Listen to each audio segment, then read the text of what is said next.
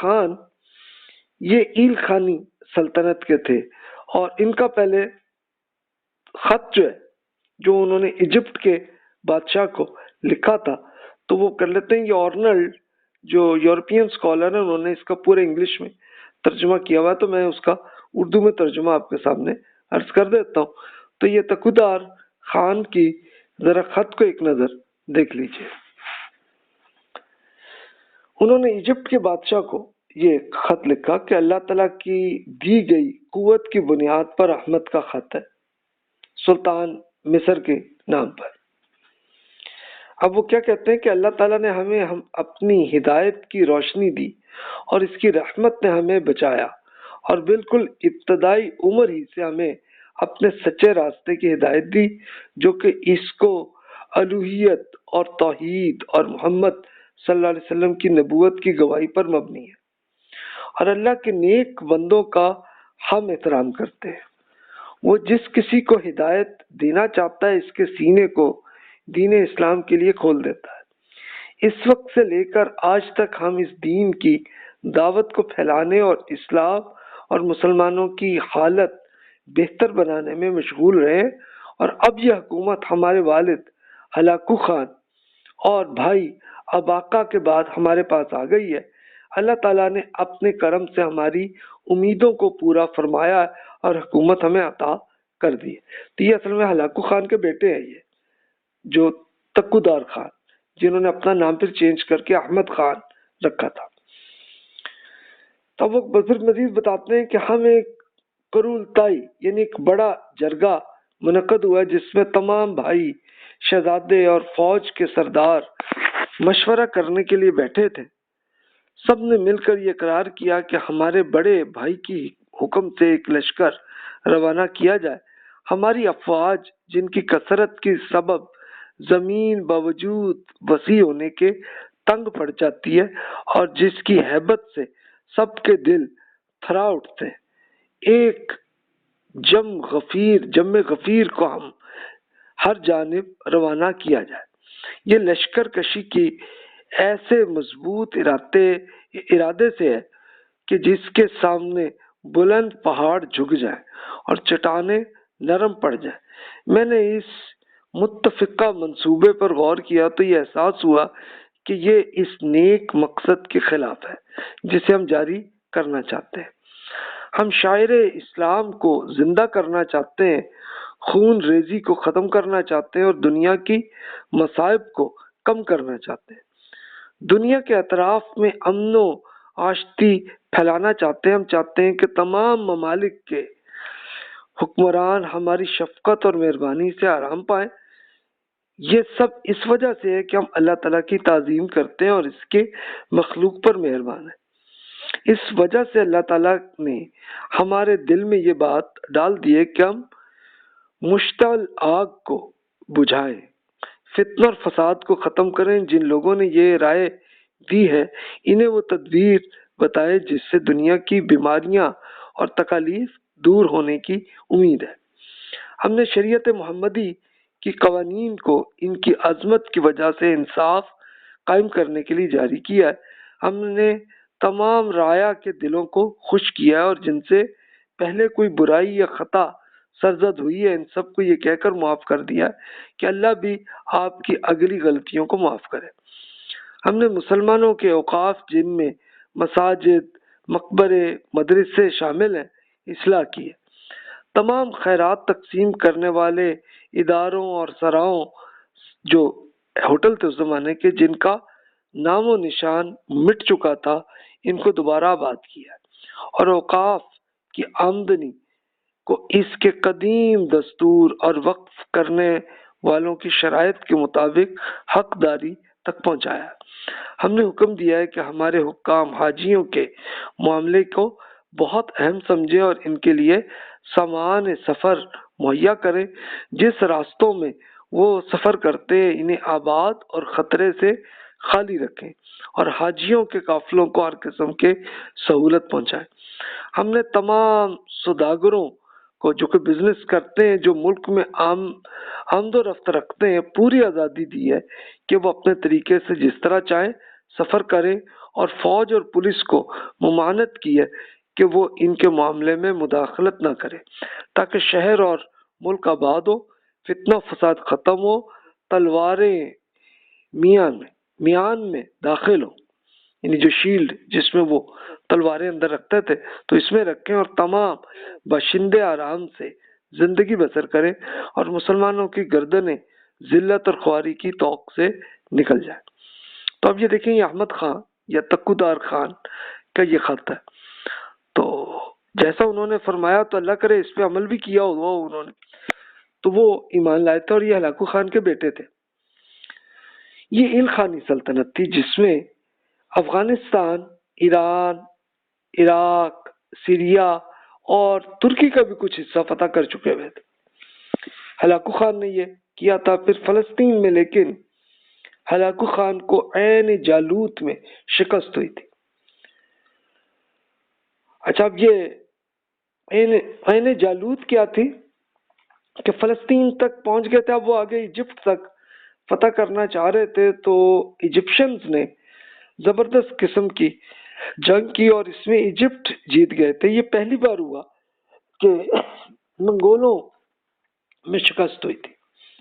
تو Hulagu Khan کو شکست ہوئی۔ اچھا، اس نے پھر دوسری طرف سوچا چلو ابھی ہم یہ یورپ اور رشیا تک فتح کر لیں۔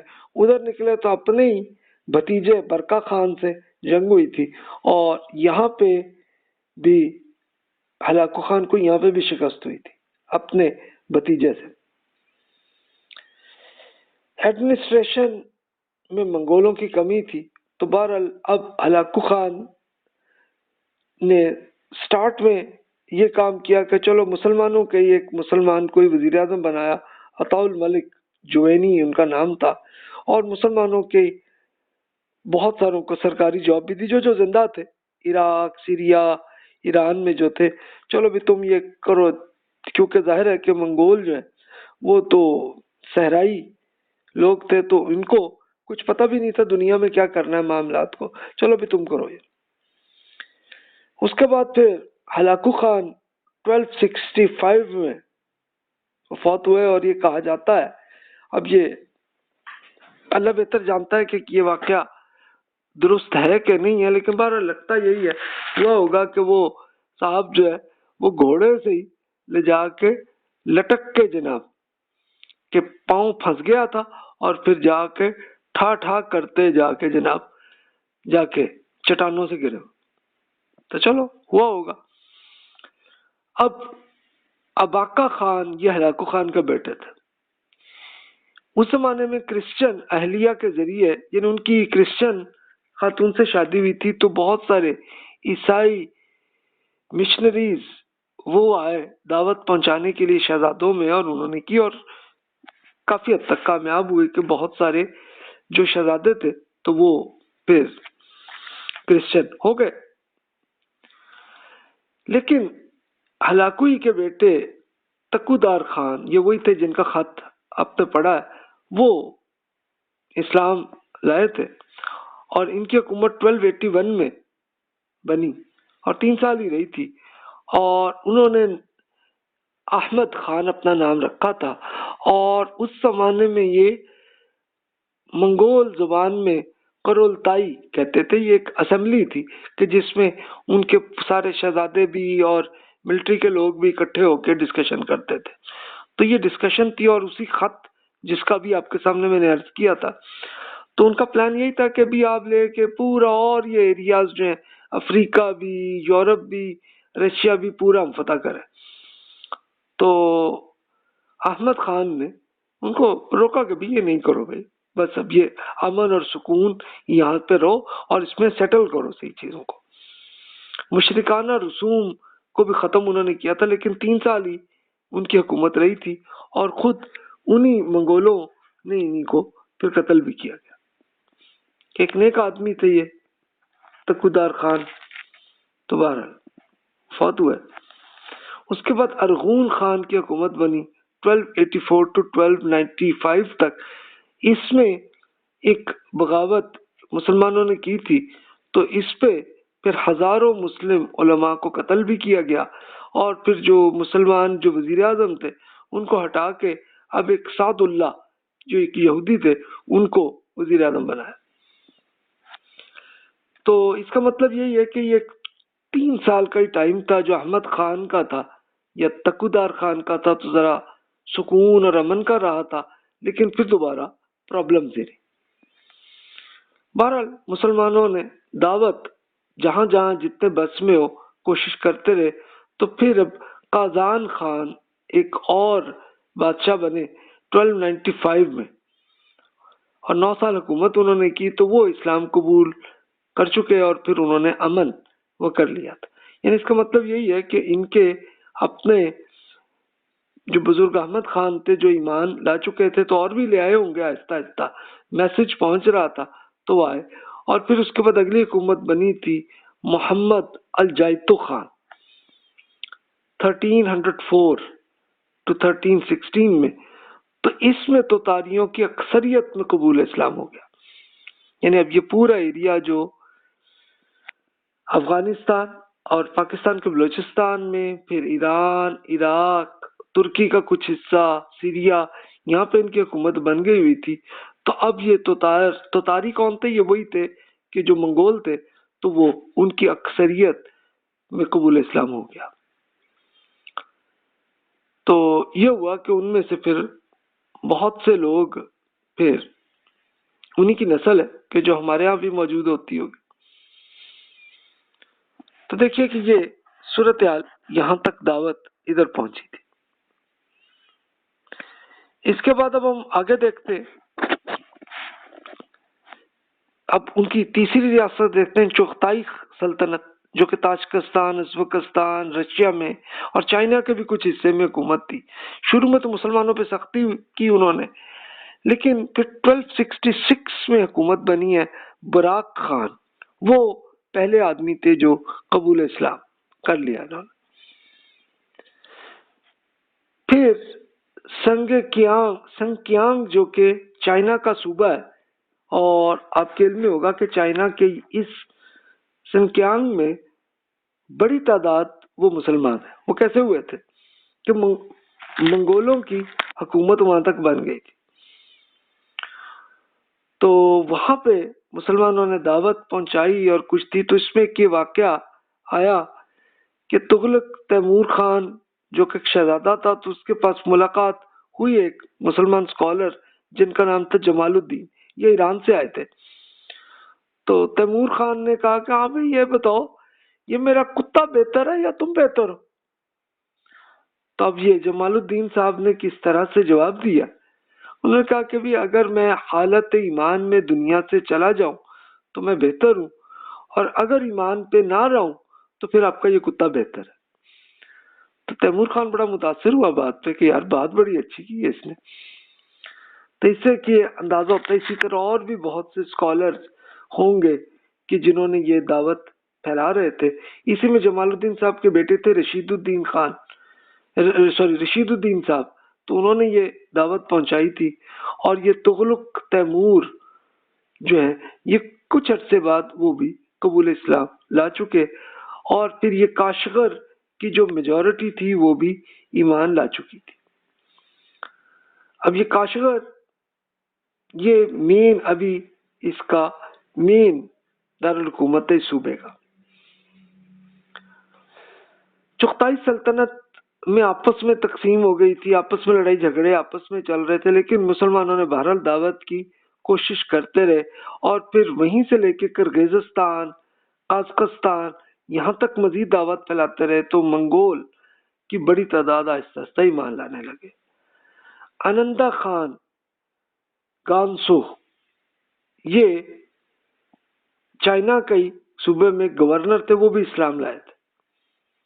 تو یہ بس کچھ مشہور شخصیات کے بس یہ ذکر ہے. تو وہ چائنا کے اندر بھی، کرغیزستان میں، قازقستان میں وہ بھی ایمان لائے تھے. تو اس طرح آہستہ آہستہ یہ سلسلہ چلنے لگا تھا.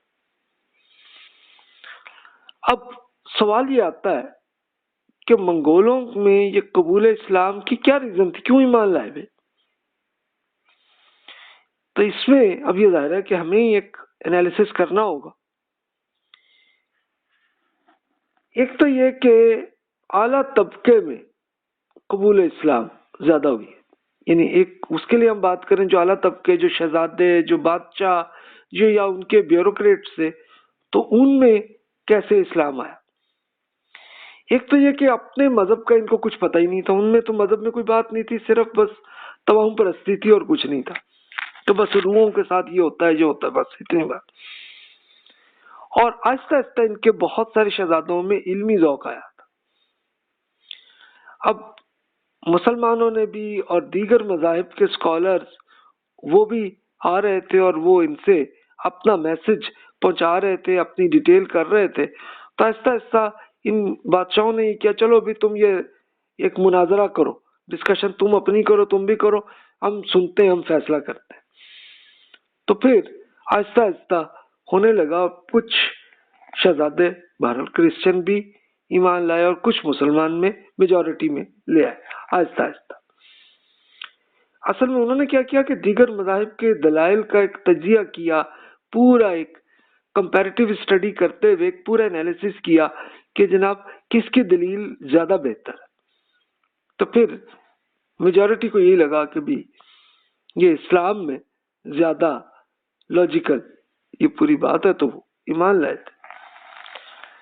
اب قبول اسلام کے بعد پھر کچھ لوگ بہرحال نیک ہوئے، جنہوں نے نیکی کی، جس کے ابھی وہ احمد خان کی ہم بات کر رہے تھے، ان کا خط جو ہے.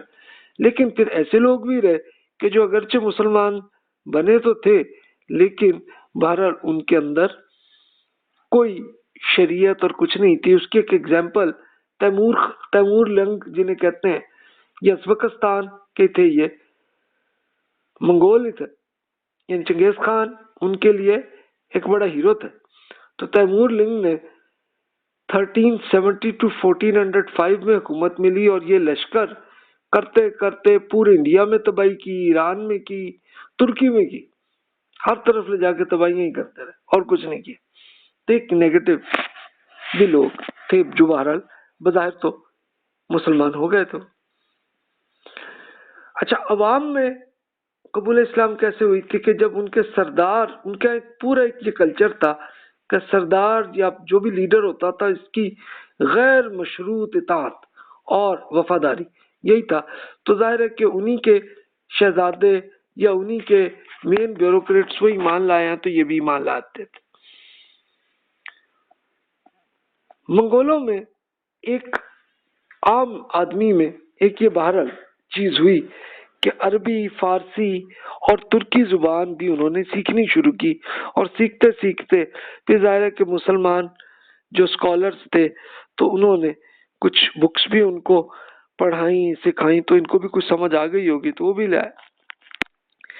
لیکن ایک نیگیٹو افیکٹ بھی ہمیں نظر آتا ہے کہ توہم پرستی جو ان کے ہاں پہلے ہی تھی تو وہ رہی ان کے ہاں. تو پھر وہ تصوف کا ذوق ان کے ہاں رہا اور اس میں پھر وہ توہم پرستی کہ جناب یہ معجزہ یا یہ کرامت، تو وہ رہا ان کے ہاں سلسلہ. تو یہ اس کے بعد آن گوئنگ آپ کو نظر آتا ہے. رزلٹ یہ ہے. تو جناب اب ہم یہاں پہ بات کرتے ہیں انشاءاللہ اگلے لیکچر میں ہم پھر جنوبی ایشیا جو آج کل پاکستان، انڈیا، بنگلہ دیش ہے، اس میں اسلام کی دعوت کیسے پھیلی، اس کو انشاءاللہ اگلے لیکچر میں ہم کور کریں گے. پھر اس کے ساتھ ساتھ ہم دیکھیں گے پیسیفک اور انڈین اوشن میں یہ انڈونیشیا، ملائیشیا اور دیگر ممالک میں کیسے دعوت پھیلی، یہ ہم بات کریں گے. اور پھر افریقہ میں کیسے دعوت پھیلی، اور افریقہ سے ہوتی ہوتی پھر یہ بھی ہم دیکھیں گے کہ چائنا، یورپ، امریکہ، رشیا، آسٹریلیا، اس میں اسلام کی دعوت کیسے پھیلی. تو اس کو ہم انشاءاللہ اگلے لیکچر میں ہم کور کرتے ہیں. تو جناب جزاک اللہ خیر واحسن الجزا. آپ کے ذہن میں جو سوالات ہیں بلا تکلف آپ ای میل کر لیجئے تاکہ ہم ڈسکشن کر سکیں. السلام علیکم ورحمۃ اللہ وبرکاتہ.